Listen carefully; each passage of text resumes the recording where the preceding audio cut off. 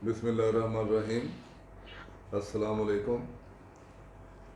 मेरा नाम नासिर महमूद है और आज मैं आपके अपने चैनल के नाज़रीन के लिए हाज़िर हूँ। असगर हारिस साहब मेरे साथ को होस्ट है कलसूम अख्तर यूट्यूब चैनल की तरफ से। सबसे पहले तो मैं शुक्रिया अदा करना चाहता हूँ जिस कदर पजीराई आप लोगों ने बख्शी है और बहुत सारे लोगों के हमें तहनीती पैगाम भी मिल रहे हैं, मैसेजेस भी मिल रहे हैं, कोलैबोरेशन की रिक्वेस्ट भी हमें आ रही हैं। इस चैनल को लॉन्च करने का जो मकसद था, बेसिकली हम चूँकि एक स्कूल बनाना चाह रहे हैं पाकिस्तान में जो नेशनल लेवल पे बनेगा इंशाअल्लाह ताला। आज नहीं तो कल, कल नहीं तो साल तक उसकी कोई ना कोई ओनरशिप लेगा Kulsoom Akhtar school of leadership and governance management. ये एक ऐसा प्रीमियर स्कूल होगा जो दुनिया भर में पाकिस्तान की पहचान बनेगा और इसी मकसद को लेके हम बहुत सारी शख्सियात के पास जा रहे हैं, उनसे हम बातचीत करते हैं और ऐसी शख्सियात से मिलते हैं जिन्होंने अपनी सोसाइटी में, कम्युनिटी में, सूबाई लेवल पे, मुल्की लेवल पे जो भी किरदार अदा किया है और जो डेवलपमेंट के काम किया है और पाकिस्तान की इकानमी को बेहतर करने में किरदार अदा किया है। तो आज हम हाज़िर हुए हैं मियाँ सईद अहमद उस्मानी साहब के पास।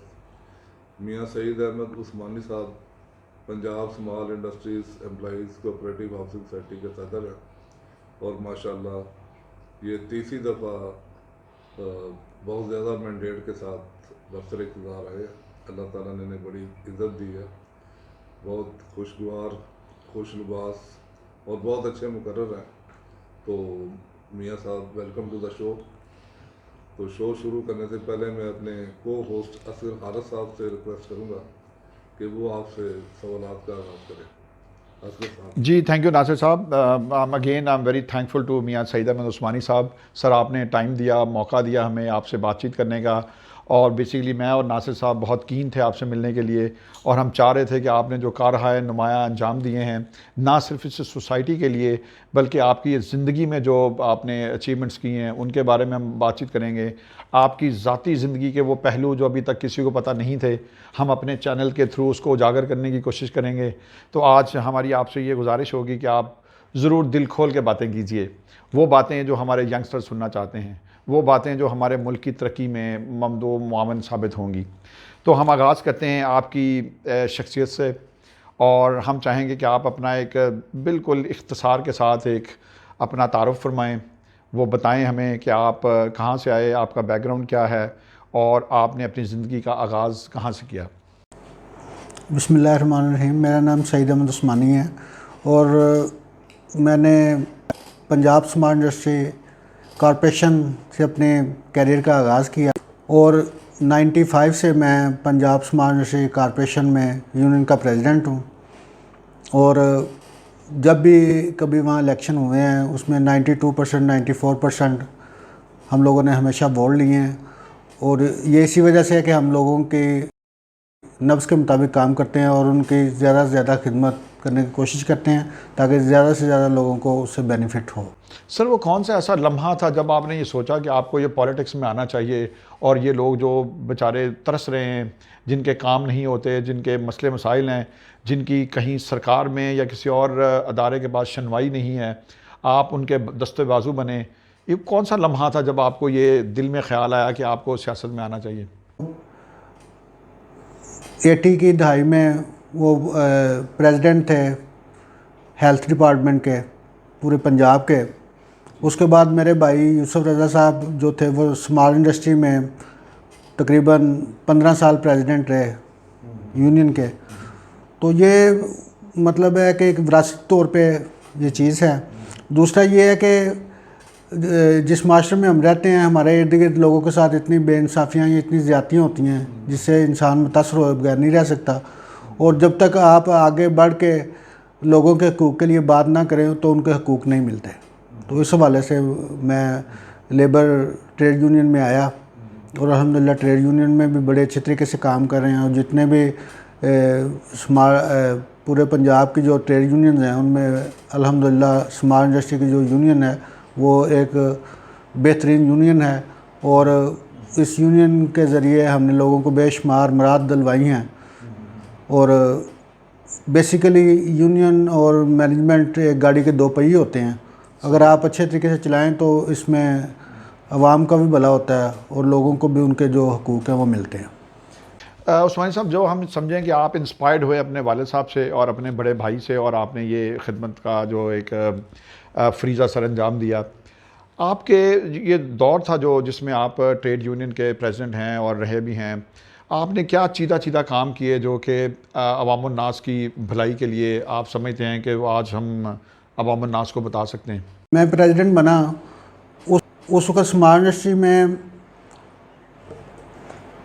कुमरात ना होने के बराबर थी। उसमें हमने एक मुलाजमीन के लिए हज एंड वेलफेयर फ़ंड बनवाया। हज एंड वेलफेयर फ़ंड से ये था कि पहले तो हज के ऊपर गवर्नमेंट डिपार्टमेंट में गवर्नमेंट आधे पैसे डालती थी और आधे एम्प्लॉयज़ डालते थे। लेकिन एक वक्त ऐसा आया कि जिसमें गवर्नमेंट ने वो पाबंदी लगा दी थी कि गवर्नमेंट कोई पैसा हज के ऊपर नहीं खर्च करेगी। तो हमने उस वक्त हज एंड वेलफेयर फ़ंड बनवाया था। हज फ़ंड से मुलाजमीन की जो माहाना तनख्वाह है उसमें से 1% कटता है। और एक वक्त ऐसा भी आया कि हर साल तकरीबन हमारे 12 के करीब लोग हज के ऊपर जाते थे। और यहाँ मैं बताना चाहता हूँ कि अल्हम्दुलिल्लाह ये 15 साल में तकरीबन 235 के करीब लोग जो है ना वो स्मार्ट इंडस्ट्री के वो हज के ऊपर जा चुके हैं। इसी तरीके से हमने वेलफेयर फ़ंड जो बनवाया हुआ है उसमें पेंशन के अलावा जो दौरान सर्विस एम्प्लॉइज़ फौत हो जाते हैं उनको पेंशन के अलावा वेलफेयर फ़ंड से भी पेंशन दी जाती है, जिससे उनके जो बेवा हैं उनका गुजारा करने में आसानी हो जाती है। देखा ये गया है कि यूनियन के लोग और जो मैनेजमेंट उसमें एक टसल रहती है, तो आपके इदारे में कैसा था या आपके पास ऐसे क्या टैक्टिक्स थे कि आप मैनेजमेंट से अपने मुतालबात को मनवा लेते थे? यूनियन और मैनेजमेंट गाड़ी के दो पहिए हैं। अगर मैनेजमेंट सही नहीं चलेगी तो यूनियन के काम नहीं होंगे। अगर यूनियन सही नहीं चलेगी तो मैनेजमेंट भी सही तरीके से जो खिदमत का जज्बा होता है वो जिस मकसद के लिए डिपार्टमेंट बनाया गया वो पूरा नहीं कर सकते। तो ये दोनों तरफ से मिलजुल के ही होता है और अच्छे माहौल में ज़्यादा लोगों को मुराद भी मिल जाती हैं और इंतज़ाम भी अच्छा चलता है और डिपार्टमेंट भी अच्छे तरीके से चलता है, जिससे पंजाब के जो लोग हैं उन्हें भी ज़्यादा बेनिफिट होता है। तो कौन सा ऐसा दौर था जो आप समझते हैं कि आइडियल दौर था जब आपने बहुत ज़्यादा मुराद हासिल की? क्या कोई पॉलिटिकल जो पार्टीज़ आती हैं हमारे मुल्क पाकिस्तान में उनका भी असर होता है या फिर आपकी अपनी जो मैनेजमेंट होती है उससे तय ये बात रहती है जहाँ पे आपका मुराद का मंजूर होना या ना होना डिपेंड करता है? वैसे तो मुराद के हवाले से तो जो पीपल्स पार्टी का दौर था वो सैलरीज़ के हवाले से बहुत अच्छा दौर था। उसमें तकरीबन 110% के करीब तकरीबन 5 साल में सैलरियाँ बढ़ी और आज जो इतनी ज़्यादा लोग सैलरीज ले रही हैं इसमें ये उनका ही है। बाकी जो गवर्नमेंट आती है उसकी अपनी पॉलिसी होती है। कुछ जो पीपल्स पार्टी थी वो अवाम की पार्टी कहलवाती है। नून जो थी वो जाहिर है मतलब है एक सनतकारों का एक ग्रुप था, वो जाहिर है उनका अपना एक तरीक़ाकार था। जो अभी मौजूदा गवर्नमेंट है इनका दोनों में से कोई तरीक़ाकार नहीं है। मतलब ये अभी तक कोई भी चीज़ ऐसी नहीं कर सके जिससे वो कह सके कि हमने ये लोगों की बेहतरी के लिए फखरिया बयान कर सकें कि हमने ये चीज़। आप ये कह रहे हैं कि इम्प्रेस नहीं कर सके? हाँ, इम्प्रेस नहीं कर सके या कुछ आप ये कह लें कि हालात ही ऐसे हैं कि मुल्क में जो भी कोई गवर्नमेंट आती है वो कहती है ख़जाना खाली है। हालांकि ख़जाना आवाम ने तो नहीं खाली किया, वह ख़जाना तो जो भी हुक्मरान गुजरे हैं या मौजूदा हुक्मरान हैं इन्होंने ही खाली किया है। बिल्कुल सही।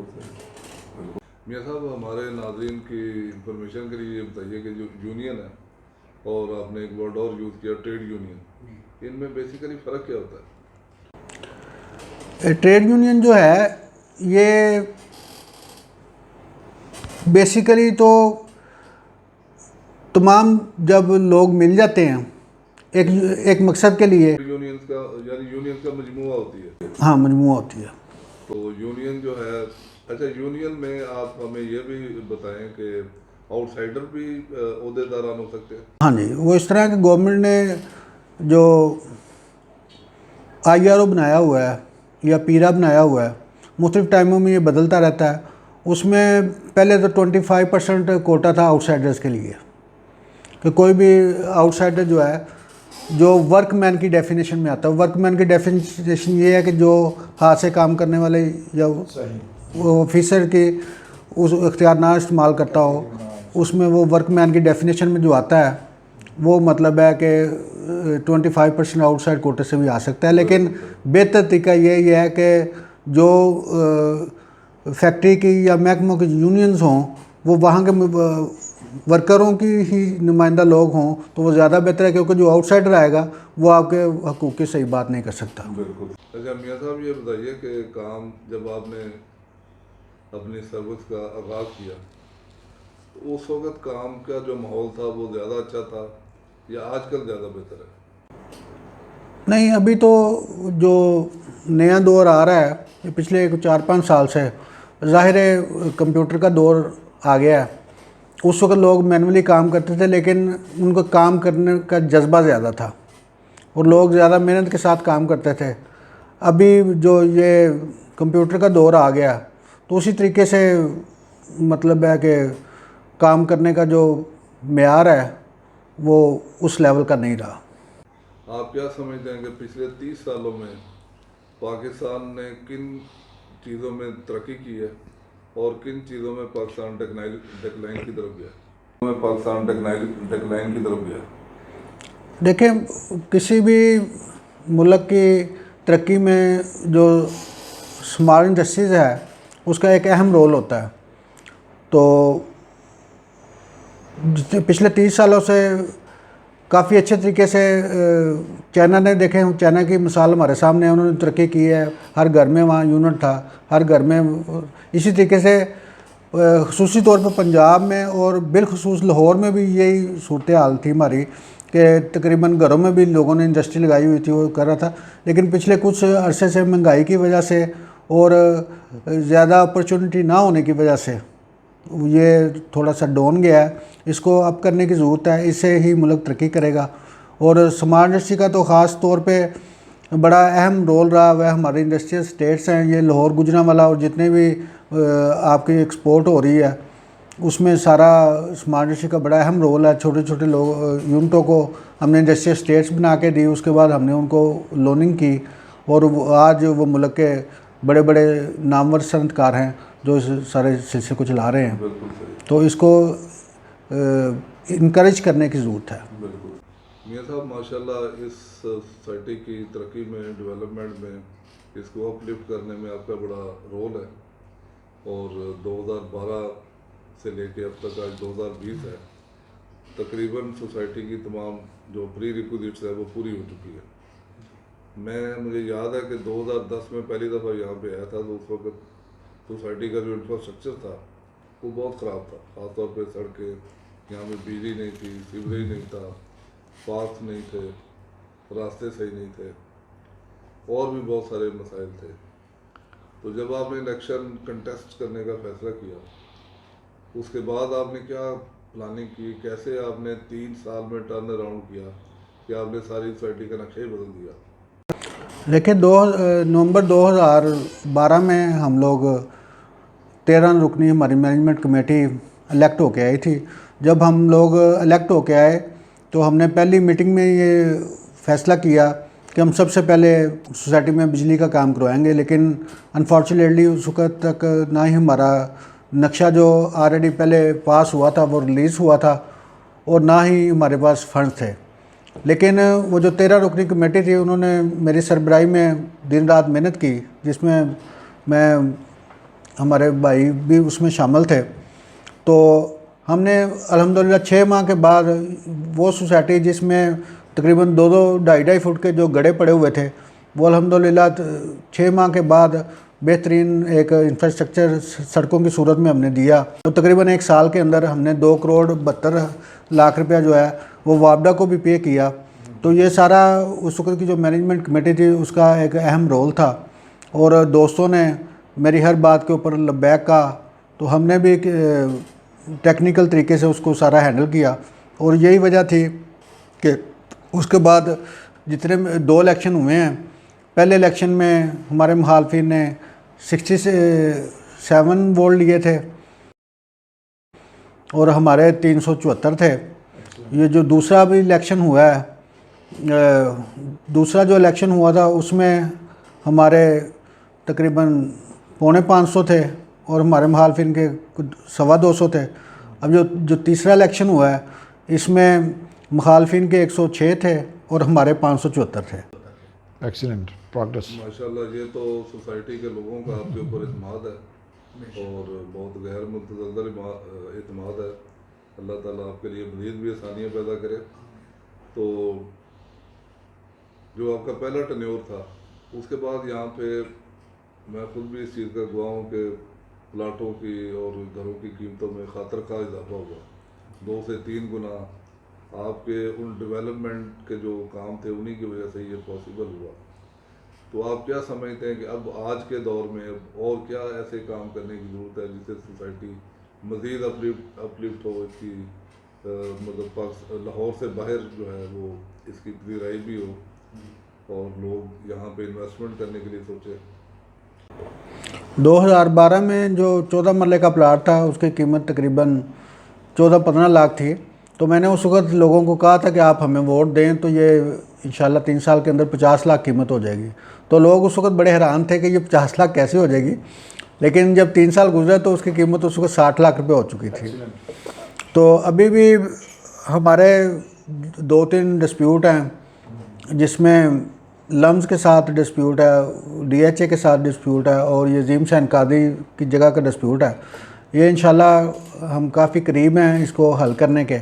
ये पैसे मिल जाते हैं तो हमारा एक शोबा अभी तक जिसकी हम सही तरीके से खिदमत नहीं कर सके, उसमें हमारे अफेक्टेड मेंबरान हैं, उनकी अभी तक हम उनको जो उनके प्लाट ख़त्म हुए थे वो नहीं दिलवा सके।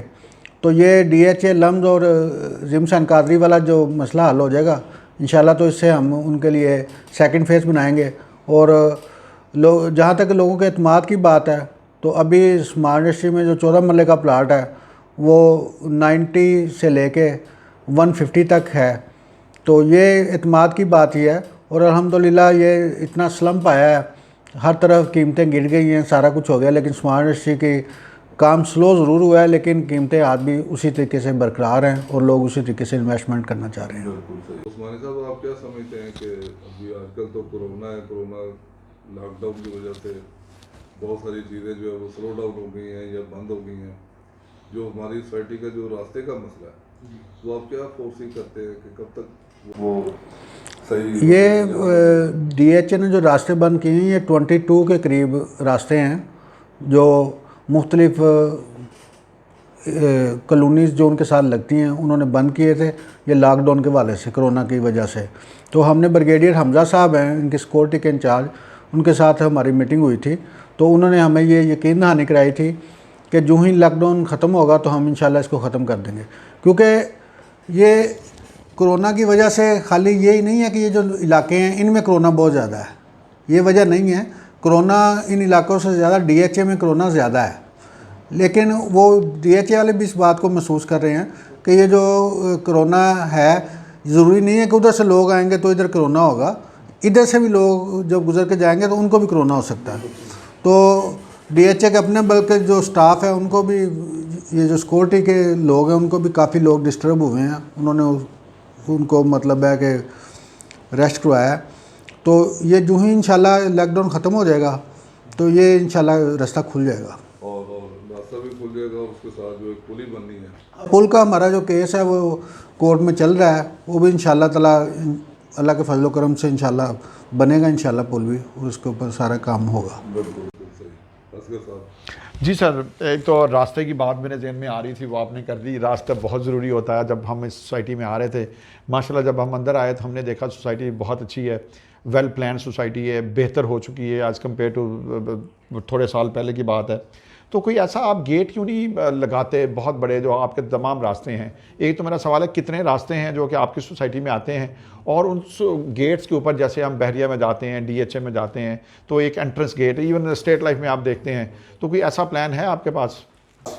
देखिए बात यह है कि ये जो सोसाइटी थी ना ये 1985-86 में बनी।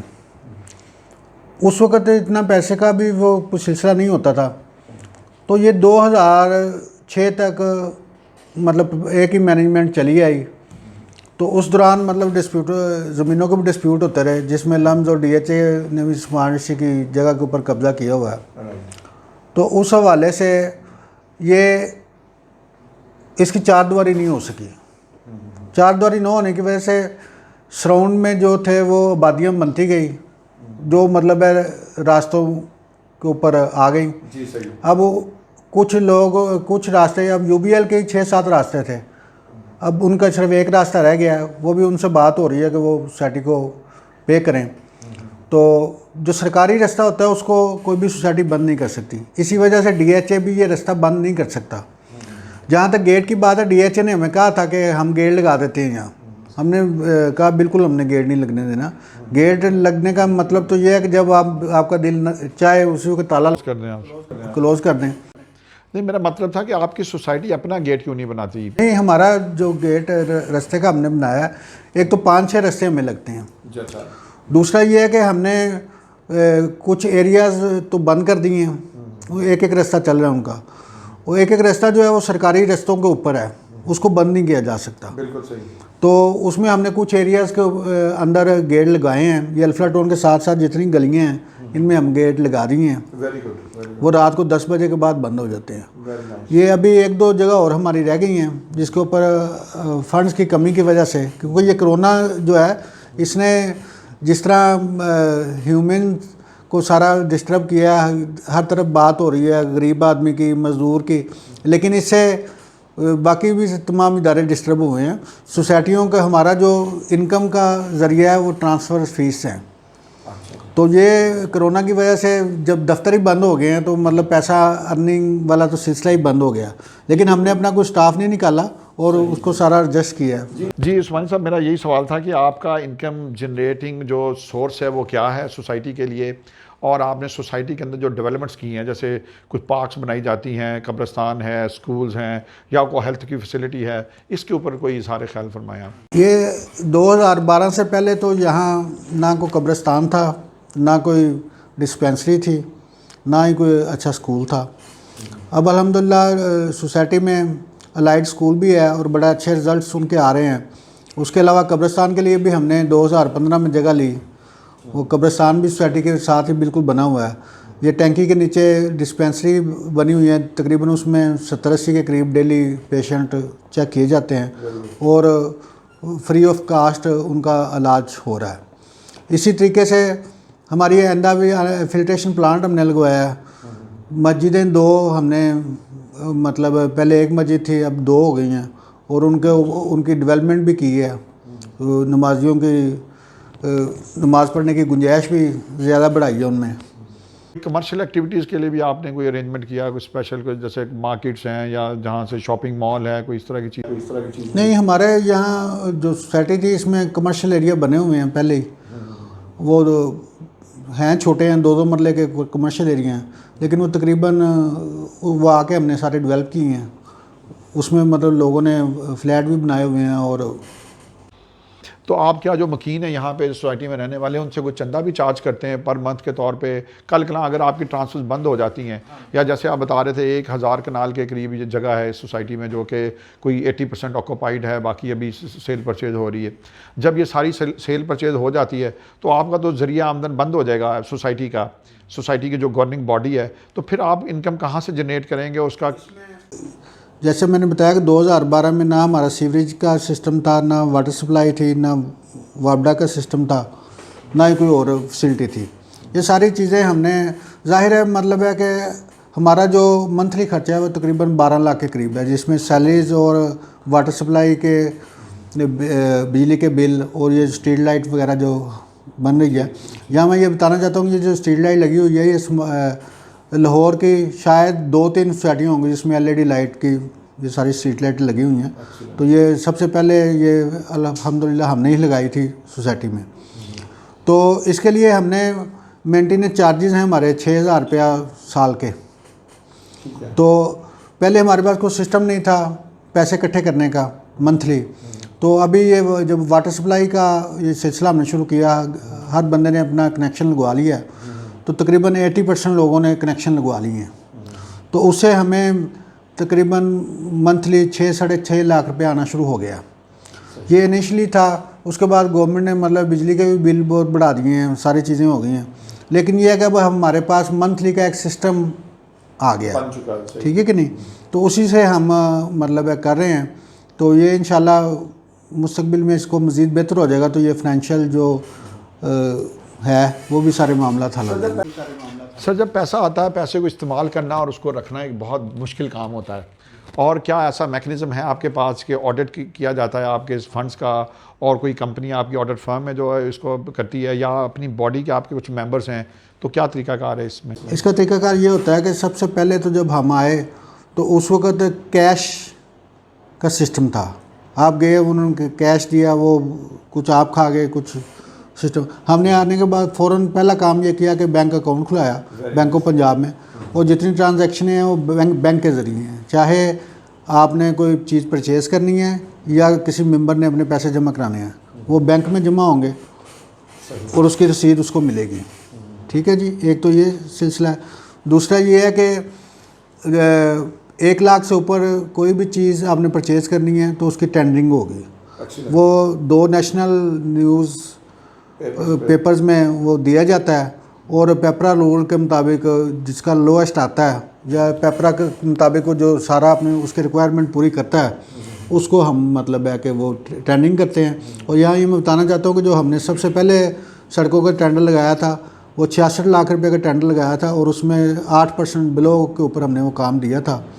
और उस वक़्त हमारे कुछ दोस्त कह रहे थे कि जी आप ये कारपेट रोड ही करा दें, ये छोटा सा टोटा है। तो हमारी मेजॉरिटी ने ये फ़ैसला किया था कि हम कारपेट नहीं कराएंगे, हम टीएसटी करेंगे। और यही वजह थी कि वो टीएसटी सारी सोसाइटी में 66 लाख में हमने मेन रोडों पे कर दी थी। उसकी वजह से वो जो आए रोज़ यहाँ ऐसे भी हालात थे कि लोग कहते थे कि जनाब हमारे घर हमारे रिश्तेदार नहीं आते, कि आप लोग कहाँ रहते हैं। तो अब वही लोग कहते हैं कि हमारे रिश्तेदार कहते हैं सानू को प्लाट लेते हो। तो मैं ये समझता हूँ कि ये हमारी कामयाबी है कि लोगों का माइंड हमने चेंज किया है। आप क्या देखते हैं अपनी सोसाइटी का फ्यूचर अगले 4 सालों में, 5 सालों में, जबकि प्रॉपर्टी एक नीचे की तरफ जा रही है, और आप जैसे कहते हैं कि लोग जो यहाँ पे रह रहे हैं they are very much satisfied और वो बड़े खुश हैं, और अब प्लॉट भी ढूंढ रहे हैं। तो एक तो रेट्स आपके कहाँ जा रहे हैं इस वक्त, आपकी सोसाइटी में रेट्स क्या हैं, और अगर कोई प्लॉट यहाँ पे ख़रीदना चाहता है तो उसके लिए क्या एक अट्रैक्शन की चीज़ है जो कि आपकी सोसाइटी में प्लॉट ले? पहले 2012 से पहले लोगों को ये होता था कि डबल ट्रिपल अलाटमेंटें भी थी। अच्छा, वो अल्हम्दुलिल्लाह सारा कुछ हमने ख़त्म कर दिया। अब की सोसाइटी में कोई प्रॉब्लम नहीं है। बायोमेट्रिक सिस्टम के तहत ट्रांसफ़र होती है, बेचने वाला और ख़रीदने वाला दोनों आमने सामने बैठ के वो सारा सिस्टम होता है। दूसरा ये है कि इंशाल्लाह सोसाइटी का फ्यूचर ब्राइट है, और जितने भी लोग हैं, आज मैं दावे से कह सकता हूँ कि अल्लाह के फजल करम से आज अगर हम सेकंड फेज़ अनाउंस करें तो मैक्सिमम 1 हफ़्ते के अंदर हम सारी बुकिंग कर सकते हैं। हमें बाहर के लोगों की इतनी ज़्यादा ज़रूरत नहीं है। अब चलते हैं सियासत की तरफ। आप अपने सियासी मुखालफिन को क्या पैगाम देना चाहते हैं? मतलब अगर इलेक्शन आता, अगर 2021 में शायद दोबारा आपका इलेक्शन आना, तब तक आप माशाल्लाह सदर हैं, क्या ऐसी अचीवमेंट आप कर चुके हैं कि आपके जो सियासी मुखालफिन आपसे खौफज़दा हैं वो अब शायद आपके मुकाबले में इलेक्शन लड़ना नहीं चाहते, या वसी तर कामयाबी जो आपको मिली है पिछले 3 इलेक्शन में, और भारी मैंडेट, जैसे नासिर साहब बता रहे थे, भारी मैंडेट से आप कामयाब हुए हैं, आपने फैक्ट्स एंड फिगर हमारे साथ शेयर किए हैं, तो क्या आप इस तरह अगले 2 सालों में, 3 सालों में क्या प्लान है कि आपके मुखालफिन बिल्कुल उनको साइड लाइन कर दिया जाए? देखें, 3 इलेक्शन हमने लड़े हैं। तीनों इलेक्शनों में जो दूसरा इलेक्शन था वो बहुत टफ इलेक्शन था। उसकी क्या वजह थी? उसकी वजह ये थी कि मतलब है कि एक तो हमारे सीनियर नायब सदर थे जो हमारे मुकाबले में आए, दूसरा उनका भाई आईजी पंजाब था। यानी कि आपके पैनल के साहब थे जो आपके मुखालफिन में आपके मुकाबले हाँ में? जी। अच्छा, तो भाई उनका आपके पैनल का नाम क्या? सॉरी मैं बोल रहा हूँ। इत्तेहाद ग्रुप। इत्तेहाद ग्रुप। हाँ जी जी, तो आप जानिए।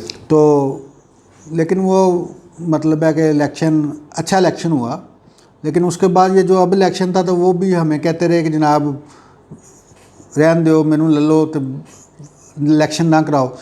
हम इस बात पे यकीन रखते हैं कि जो भी है, अगर हमने लोगों के काम किए हैं, अगर लोग हमारे साथ सेटिस्फाई हैं, तो हम बंद कमरे की सियासत क्यों करें? वी आर ओपन आए, जिसको वोट पड़े वो जीत जाए। जी, सही है। ठीक है कि नहीं? बाकी ये है कि जब जिस दिन इलेक्शन ख़त्म हो जाता है इलेक्शन, वोट पड़ जाते हैं, तो मैंने तो उसी दिन तकरीर पे कहा था कि जो आज इलेक्शन ख़त्म हो गया, हम पूरी सोसाइटी के प्रेसिडेंट हैं, पूरी सोसाइटी की ये मैनेजमेंट कमेटी है, जो हारे हैं वो भी हमारे भाई हैं, जो जीते हैं वो भी हमारे भाई हैं, कोई इसमें इख्तलाफ वाली बात नहीं है। ज़बरदस्त, ये बड़ा अच्छा माशाल्लाह जेस्चर है। अच्छा उस्मानी साहब, हमारे जो 2 कमर्शियल एरियाज हैं, प्रधान मुझे कह रहा है लेकिन मेरा ख्याल है कि उस माइक से बात चली जाएगी। जी जी जी जी। तो क्या आप समझते हैं कि हमारी सोसाइटी में कोई बैंक होना चाहिए, कोई किसी मशहूर बेकरी की कोई ब्रांच होनी चाहिए, कोई पोस्ट ऑफिस होना चाहिए, कोई आपकी अगली प्लानिंग में ये 2-3 चीज़ें शामिल हैं? देखिए बैंक का तो हमने प्लाट हमारा एक रिज्यूम हुआ है, उसको हमने बैंक का वो किया है, ठीक है, बैंक भी है। बाकी अभी ये हमारे B2 में एक स्टोर बना है, खान कैश एंड कैरी, वो काफ़ी अच्छे पैसे लगा रहे हैं, वो कोशिश कर रहे हैं कि साथ वाले भी 1-2 प्लाजे लेके उसको एक्सटेंड करें, तो काफ़ी अच्छे लोग आना चाहते हैं वहाँ, कोई अपॉर्चुनिटी है लोगों के लिए पैसे कमाने की।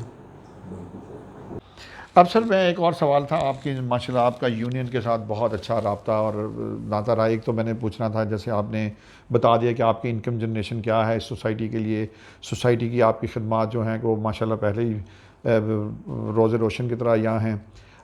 मैं चाहता हूँ कि आप पैगाम दें कि बीइंग ए यूनियन लीडर जो आपने एक अरसा गुजारा, हमारी यंग जनरेशन को आप क्या पैगाम देंगे कि उनको पाकिस्तान की तरक्की के लिए क्या इक़दाम करने चाहिए सर? देखिए, जो यूनियन का जो सिलसिला है वो तो अब इस मुल्क में ना होने के बराबर रह गया है, क्योंकि जो हमारा पॉलिटिकल सिस्टम है वो ही बेसिक जो सिस्टम था उससे नहीं आ रहा, ग्रास रूट लेवल से लोग नहीं आ रहे, ऊपर से मुसलत किए जा रहे हैं, मुसलत लोग जो हैं उन्हें वो सारा सिस्टम मसाइल का पता नहीं है।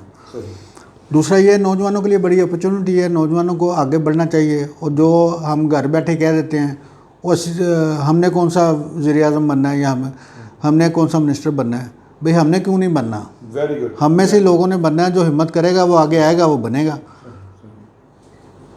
और ये मैं बताना चाहता हूँ कि ये पाकिस्तान दुनिया का शायद वाहिद मुल्क है जहाँ एक रेडीबान भी खड़े होकर कहता है कि जनाब वज़ीर-ए-आज़म की ये पॉलिसी गलत है।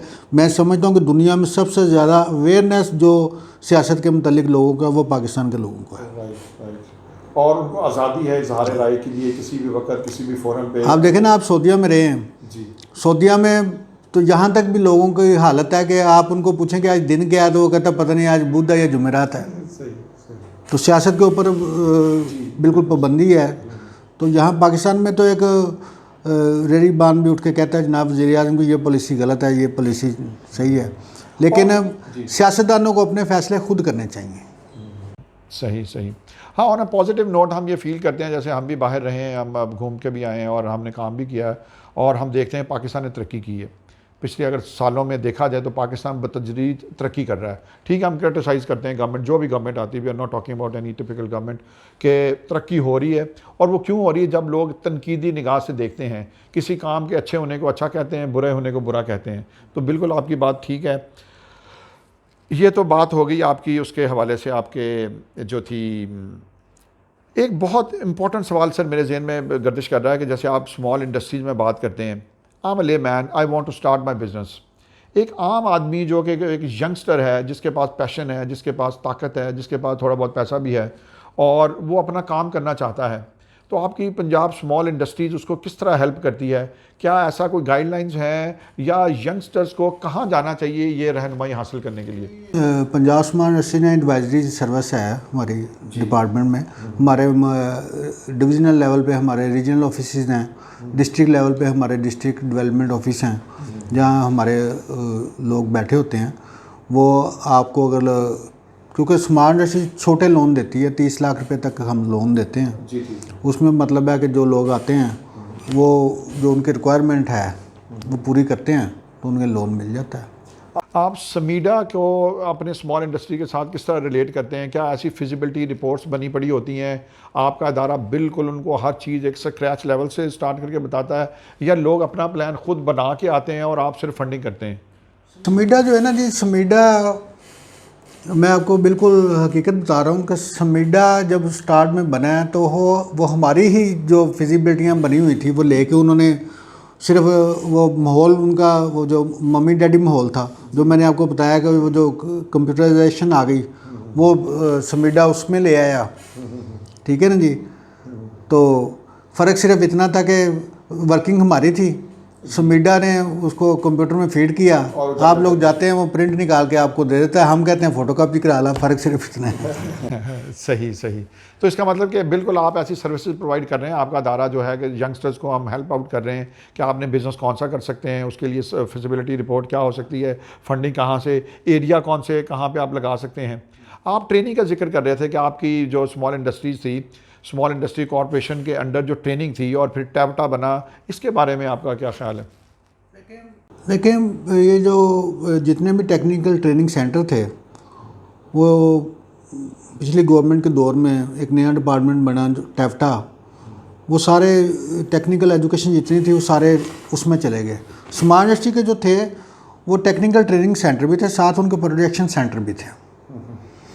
ये वुड का जो फर्नीचर था वो बेहतरीन फर्नीचर जो था वो स्मार्ट इंडस्ट्री बना रही थी। उसमें हमारे गुजरात, रावलपिंडी, कोट अद्दू में हमारे वुड वर्किंग सर्विस सेंटर थे। चन्योड़ भी था, चन्योड़ में जो वुड वर्किंग सेंटर थे, तो उनके साथ ही ट्रेनिंग सेंटर थे। जो ट्रेनिंग सेंटर थे जब लिए तो साथ ही वो सर्विस सेंटर भी ले लिए। उससे मतलब है कि टैफटा तो एक बहुत बड़ा महकमा बन गया, लेकिन जो बाद में उन्होंने वो जो प्रोडक्शन सेंटर थे वो बंद कर दिए। मतलब एक जो उसमें ट्रेनिंग के साथ साथ वो फौरी तौर पर जो बच्चे वहाँ से फारिग होते थे उनको बिजनेस भी मिल जाता था। मतलब वहाँ 2-2, 3-3 साल की बुकिंग होती थी। मतलब आपने अगर फर्नीचर लेना है तो 3 साल पहले आप बुकिंग कराते थे तब वहाँ से मिलती थी, और बेहतरीन फर्नीचर वो। लेकिन वो फिर जब वो उन लोगों को उन्होंने फारिग किया, उन्होंने बाहर निकल के अपनी प्राइवेट फैक्ट्रियाँ लगा ली। तो आपके अदारे ने औरतों और मर्दों दोनों के लिए काम किया या ज़्यादातर इसमें लड़कों की तादाद थी आपके जो नहीं, ये जो औरतों और मर्दों के लिए सब के लिए था, और बैकवर्ड एरियाज़ के लिए भी था। जो बैकवर्ड एरियाज़ थे वहाँ हमारे कारपेट सेंटर थे। ये जितने क्लीन बन के आते थे जो बड़े शहरों में बिकते थे वो ख़वातीन बनाती थी। ये जो बैकवर्ड एरियाज़ थे, ख़ुसूसी तौर पर जनूबी पंजाब के एरियाज़ में ये क्लीन वाफ़ी का काफ़ी ज़्यादा काम था, और वो ख़वातीन ही करते थे। वहाँ हमारे ट्रेनिंग सेंटर भी थे, वहाँ हम लोगों को, औरतों को ट्रेनिंग भी देते थे और उसके फ़ौरन बाद उनको जॉब भी दे देते थे। मटेरियल मतलब है कि स्मार्ट इंडस्ट्री प्रोवाइड करती थी, वो लोग अपनी मेहनत करते थे। तो उससे नाज़रीन, हम बात कर रहे हैं मियाँ सईद अहमद उस्मानी साहब से। माशाल्लाह बड़ी फ्रूटफुल गुफ्तगू हमारी इनके साथ जारी है। मेरा सर अगला सवाल, एक छोटा सा सवाल आपके साथ ये है कि जब ये सारा जवाल, अब मैं जवाल नहीं कह सकता, ये थोड़ी जो इसमें तनज़ली हुई है, इसको मद्देनज़र रखते हुए, पाकिस्तानी हालात को मद्देनज़र रखते हुए आप क्या पैगाम देते हैं कि पंजाब स्मॉल इंडस्ट्रीज़ को अपलिफ्ट किस तरह किया जा सकता है कि दोबारा वो खोया हुआ मकाम जो है ना वो ये हासिल कर सके? देखें, जो स्मॉल इंडस्ट्री का बेसिक मकसद है small and cottage industries, cottage, ये जितनी बड़ी जो इंडस्ट्री लग रही हैं, जिस तरह ये इंडस्ट्रियल स्टेट्स हैं, पेडमिक बना रही है, हमारा उस वक्त भी यही मौक़िफ़ था। एक वक्त तक पेडमिक हमारी ये इंडस्ट्रियल स्टेटों पर भी वो कब्ज़ा करना चाह रहे थे, अपने अंदर लेना चाह रहे थे। हमारा उस वक्त भी ये मौक़िफ़ था कि जो पेडमिक है वो अपने लेवल पे काम कर रहा है, उसको करना चाहिए। वो बड़ी इंडस्ट्रियल स्टेटें बना रहा है, छोटी इंडस्ट्री स्टेटों के लिए वो कुछ नहीं कर रहे। छोटी इंडस्ट्री स्टेटों के लिए अभी रिसेंटली हमने ये वज़ीराबाद में इंडस्ट्रियल स्टेट बनाई है, ये गुजरांवाला में एक बनाई है, अब साहिवाल में हम इंडस्ट्रियल स्टेट हमने अनाउंस की है। तो ये छोटे सनतकारों के लिए है, और बेसिक मुल्क तरक्की ही तब करेगा जब छोटे सनतकार आगे आएंगे। गवर्नमेंट को चाहिए कि उनको लोनिंग दे, उनको फैसिलिटेट करे। वन विंडो सिस्टम में सारा उनको जब फैसिलिटेट किया जाएगा तो ये मुल्क भी इंशाल्लाह तरक्की करेगा और स्मार्ट इंडस्ट्री भी तरक्की करेगा। सब आप प्रोड्यूसर साहब बार-बार इशारा कर रहे हैं कि टाइम हमारे प्रोग्राम का शॉर्ट है। सर आप इसको इख्तिताम करते हैं सर। जी नाज़रीन, अस्सलाम वालेकुम once again, we were with me and mister Nasir. हम थे मियाँ सईद अहमद उस्मानी साहब के साथ। हमारा बिल्कुल दिल नहीं कर रहा कि इनके साथ गुफ्तगू ख़त्म की जाए।